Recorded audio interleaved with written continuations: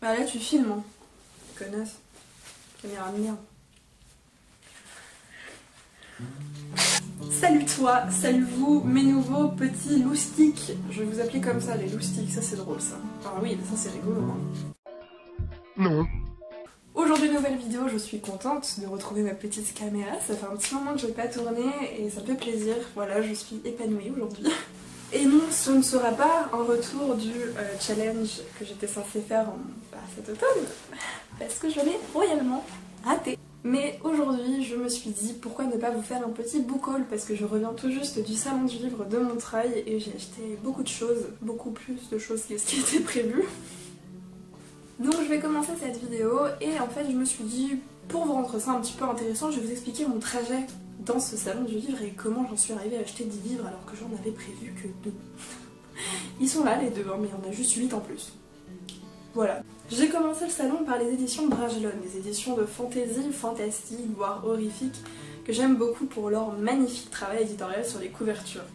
En arrivant sur ce stand, je suis tombée sur un livre que je vois depuis pas mal de temps et que je voulais pas forcément acheter pour moi, surtout que j'ai acheté le tome 1 dans une autre édition. Enfin, toujours chez Bragelonne, mais simplement pas la même couverture. Mais là, je l'ai vu et je me suis dit, non, ça ferait trop plaisir à un pote, à mon copain. Et je me suis dit, j'ai envie de le faire plaisir, je vais l'acheter. Voilà, je vous montre le bébé en cuir, oui, voilà. Donc oui, je lui ai acheté The Sorcerer, enfin le sorceleur, pourquoi je mélange l'anglais et le français, n'importe quoi. Premier tome, le dernier vœu de Andrzej Sapkowski.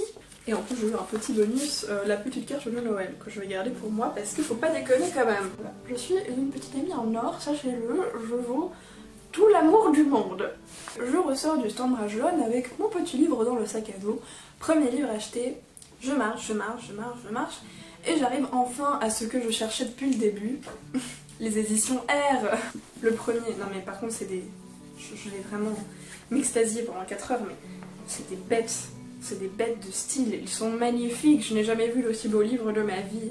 Donc je vous présente Cogito de Victor Dixen, qui est le livre, je crois qu'il est sorti cet été, que j'ai totalement laissé passer parce que je lisais d'autres trucs. Et donc c'est un bijou mes amis, vraiment. Coucou. Il est splendide.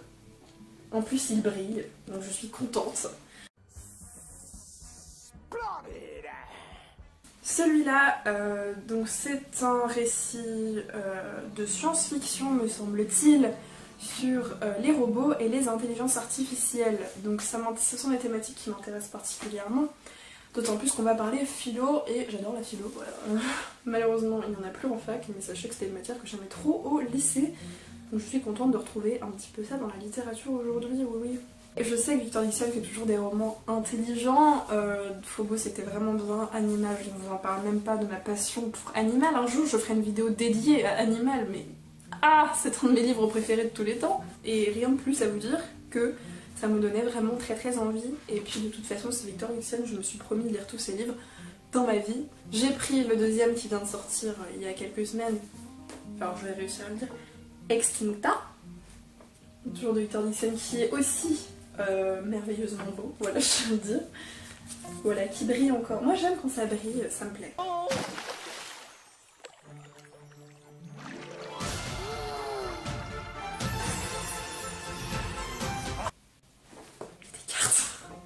J'ai une passion pour les cartes dans les romans, ça me fascine. Oh, waouh, c'est trop bien. Non mais regardez, c'est hyper cool. J'aime trop. Je suis trop contente, il y a des cartes. Ouh. Ma passion est nulle. Qu'est-ce que c'est que ça? Oh, mais on a une petite carte en plus avec écrit Phobos. Je l'ai déjà lu, ça ne sert à rien. Donc Extincta qui, ça encore une fois, va parler d'une thématique ultra importante qui est le réchauffement climatique et la fin du monde. Je vais être vraiment très heureuse de lire ce livre.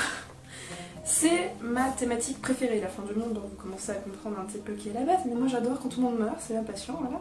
Mais d'après ce que j'ai compris, ça va mélanger fantasy, science-fiction et dystopie. Mes 3 thèmes préférés mélangés, je ne peux qu'aimer. C'est impossible que ce livre passe à côté de mon amour. Je suis persuadée que ça va devenir un de mes livres préférés, j'ai trop d'attentes. C'est sûr que ça va me déplaire en fait. Trop d'attentes égale pourri à la fin. Il faut que je me mouche encore. Hein. Ça c'est l'hiver qui arrive, c'est horrible. Trop chiant. Ça me plaît. Je n'ai pas d'autres mots. Tout me plaît, tout est fait pour me plaire, donc je ne vois pas comment ça pourrait mal se passer entre nous. Voilà, c'est tout. C'est... voilà. Je me balade un peu et puis là je tombe sur les éditions Gulfstream. Je n'ai jamais acheté chez eux, vraiment. Les éditions Gulfstream, leur particularité c'est que la tranche a une couleur spéciale, la couleur de la couverture. Et je trouve ça très joli, c'est très rigolo. Cette collection-là, chez Gulfstream, ça s'appelle Électrogène et j'en ai vu beaucoup circuler sur les blogs, sur internet, etc. Et moi j'avais jamais vraiment fait gaffe, enfin, je m'étais jamais vraiment intéressée à tout ça. Je me suis baladée un peu sur le stand et c'est vrai que je suis tombée devant cette couverture et je me suis dit... Waouh! Et c'est ce livre, voilà. Avouez qu'elle est très intrigante cette couverture. Rouge de Pascaline Nolot. Qu'est-ce que c'est que ce truc, tu vois? Je le trouve vraiment beau ce livre. Et donc comme je vous le disais, la tranche elle est la couleur de la couverture. Donc ici, rouge. Bah oui, parce que le livre s'appelle Rouge. C'est un peu con quand même. Et je parle un peu avec la libraire qui me dit « Ah mais ça c'est une nouveauté qui ne sort qu'en 2020. Vous avez la possibilité de l'acheter avant qu'il sorte. » Et je me dis « Mais attends meuf, c'est trop cool. C'est trop bien. Le livre m'intéresse et tu me dis que là en plus je peux avoir une exclue. Mais trop cool. » Donc c'est ça que je vous disais, la petite exclue. Que vous pouvez pas encore retrouver en librairie. Donc c'est rouge. Mais qui va sortir en 2020. Donc si vous êtes intéressé, rendez-vous sur Électrogène, gulfstream.fr. J'ai l'impression que c'est un conte horrifique qui mêle à la fois fantastique et frayeur et magie. Je vais vous lire le résumé pour vous montrer un petit peu ce qui m'a accroché. Accroché au versant du mont Gris et cerné par bois sombre se trouve Malombre, hameau battu par les vents et la complainte des loups. C'est là que survit Rouge, rejeté à cause d'une particularité physique. Rares sont ceux qui, comme le père François, éprouvent de la compassion à son égard. Car on raconte qu'il ne faut en aucun cas toucher à la jeune fille, sous peine de finir comme elle, marquée par le mal. En fait, ce qui est rigolo, c'est que pile au moment où je tombe sur ce livre, 2 minutes avant, je me disais ce serait cool que je m'achète un livre dont j'ai jamais entendu parler, ça fait longtemps que j'ai pas fait ça. Et je tombe sur ça. Je me dis, mec, c'est fait pour moi, c'est obligé, je le prends. Bah voilà, maintenant je l'ai acheté. Je continue ma petite marche. Alors déjà, je suis tout tombée, c'est un pur plaisir. Dans le salon du livre, et là j'arrive au stand que je vais toujours voir parce qu'il est toujours beaucoup trop beau, sachez-le. C'est le stand PKJ, Pocket Jeunesse, que j'adore. Voilà, à chaque fois ils font un super truc pimpé et tout. Bah j'adore, hein, franchement, ma passion ce truc. Et là... Oh shit, here we go again. Je tombe sur une table, une grande table, où il n'y a que des poches. Je me dis, oh, beaucoup de poches. Et en fait, ils ont édité beaucoup de choses où j'étais pas du tout au courant. Je me suis vraiment pas renseignée depuis hyper longtemps sur leur sortie poche. Et plein de choses que moi je voulais lire depuis ultra longtemps, dont j'avais entendu parler et qui m'attiraient bien en grand format, mais j'avais pas forcément envie de les acheter en grand format. Et ils étaient en poche, tous. Donc d'abord, ça c'est le premier truc que j'ai vu vraiment, je me suis jetée dessus, j'ai même pas réfléchi, j'ai fait tu viens avec moi mon coco, c'est Eleanor M. Park. Ça fait des années vraiment, enfin depuis sa sortie en fait, depuis que Margot Liseuse a sorti une vidéo sur ce livre et qu'elle dit qu'elle l'adore, je me suis dit il me le faut. Bah voilà, je voulais pas l'acheter en grand format, je le vois, je l'achète. C'est hyper simple, il y a eu même pas une seule minute de réflexion, j'ai fait tiens tu es à moi, c'est terrible. Donc c'est de Rainbow Rowell, donc ici aux éditions PKJ, je ne sais plus du tout chez qui ils sont sortis en grand format. Peut-être chez PKJ aussi, je ne sais pas. On est sur de la petite romance trop mimes dans les années 80. Le truc est fait pour moi aussi, hein. Je crois que j'ai trouvé que des romans qui étaient faits pour moi. Normaux, sans Pocket Jeunesse, juste Pocket. Et bah voilà, il y avait un livre que pareil, je suis depuis cet été, qui était là. Et vu que bah, j'étais dans une frénésie d'achat, je me suis dit bah vas-y achète-le. Un énorme coup de cœur pour tellement de gens, puis c'est mon premier Rainbow Rowell, je sais que c'est un auteur vraiment énormément aimé. Je l'ai jamais lu donc je suis trop contente. Puis voilà, voilà, il était là, j'étais là. J'ai fait le tour donc de cette fameuse table et je tombe sur les U4, édités en poche. Trop bien, voilà, tout simplement parce que ça fait des années que je dis ouais grave, faudrait que je les lise les U4 parce que j'adore la science-fiction et j'adore les fins du monde. Mais je les ai jamais lus. Parfait, surtout qu'il y a une Bretagne dedans et moi je le lis pas. Que voulez-vous, chacun ses passions, moi j'aime la Bretagne et j'aime Brocéliande, c'est tout. Donc un roman en plus écrit par Yves Grével, pour ceux qui n'ont toujours pas compris on est sur du Corridouenne de Yves Grével dans la saga U4. U4 c'est une saga de 4 livres qui développe 4 personnages différents qui se rendent au même point en fait. Donc je me suis dit c'est tout bénef. Surtout que c'est du coup de la dystopie, ça fait très longtemps que j'en ai pas lu, donc ça me fait très plaisir d'en retrouver un. Une petite dystopie jeunesse, c'est toujours mimes, hein. Et puisque Pocket Jeunesse ne fait pas que des pockets. Donc ça a toujours été ma grande interrogation sur cette maison d'édition. Pourquoi vous faites des grands formats, vous appelez Pocket? C'est les amis, stop. En fait, les 4 personnages se rendent tous au même endroit à Paris parce qu'il y a eu une terrible...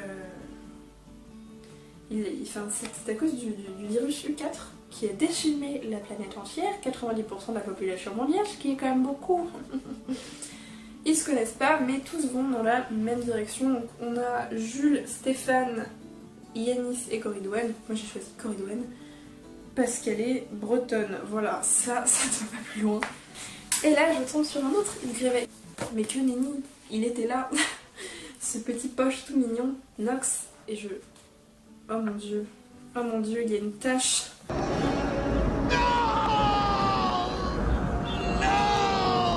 C'est un livre qui parle d'une ville dans le noir. Et ça, il y a eu un film quand j'étais gosse. Je vais essayer de le retrouver.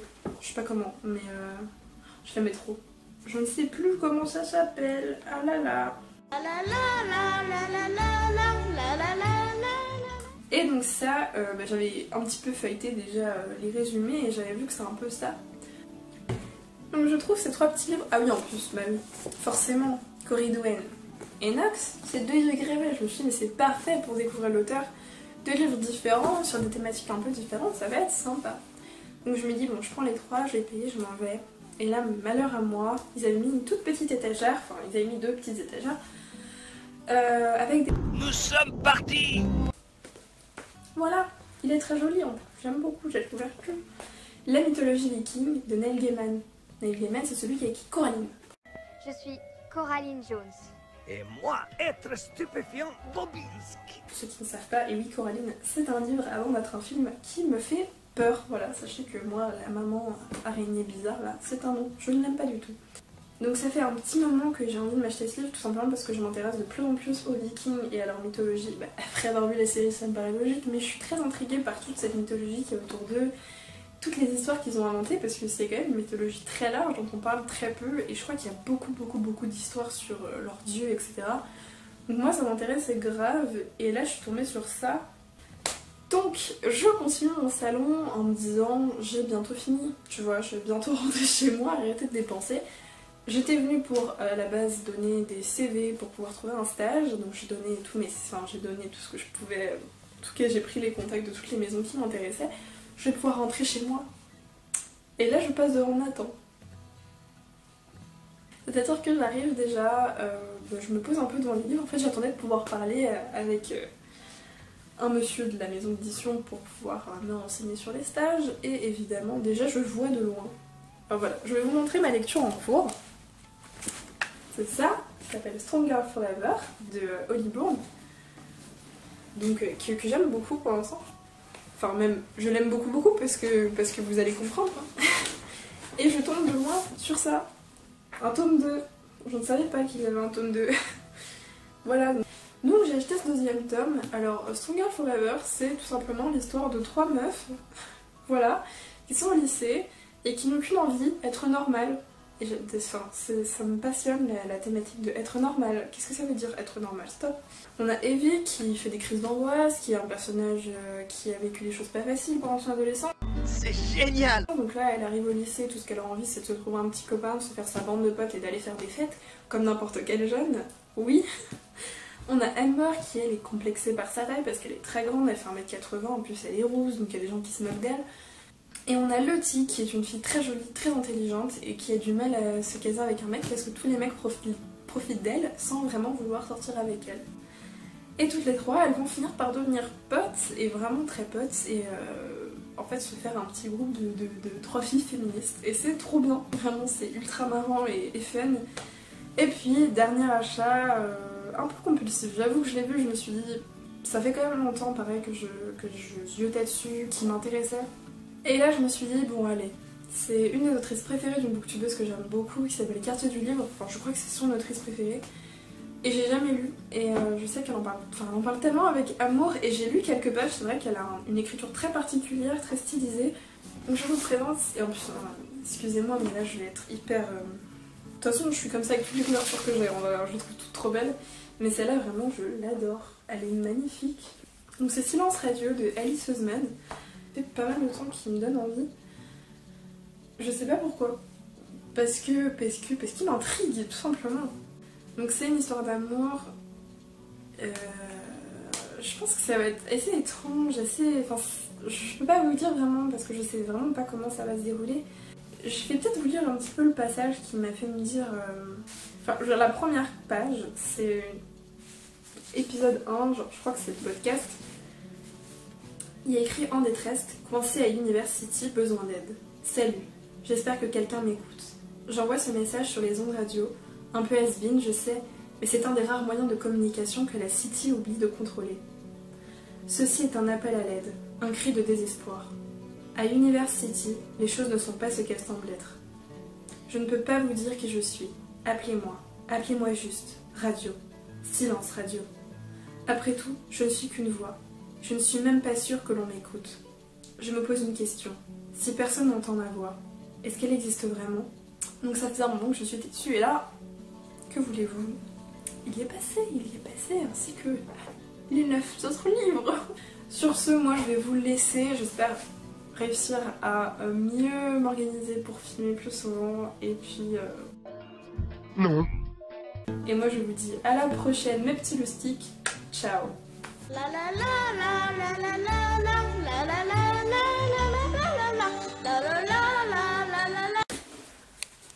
Toujours une fin en beau.